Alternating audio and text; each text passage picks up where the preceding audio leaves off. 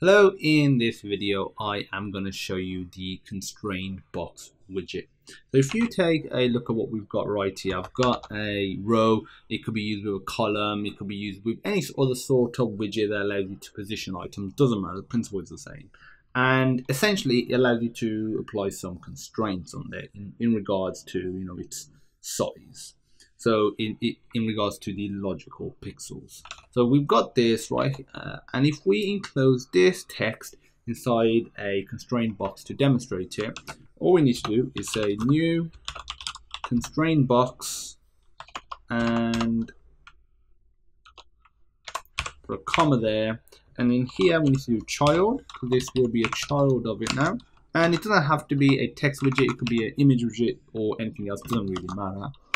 And now we need to add some constraints. So if we just put constraints, box constraints, there's quite a few different constraints that you can apply.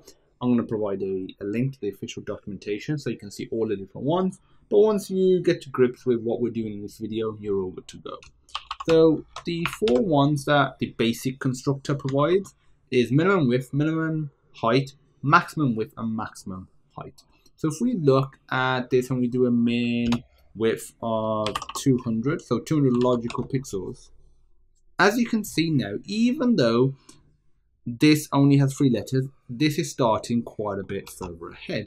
Let's change this just to, say, 50, for example.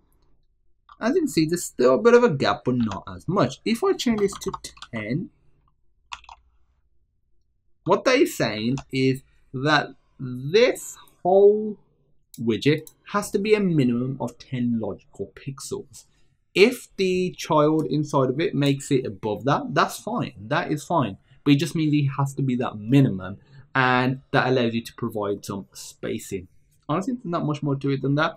You can put a comma and provide apply the other constraints like maximum width, minimum height, maximum height, and I recommend doing that. Try changing this to a column and experimenting with that stuff.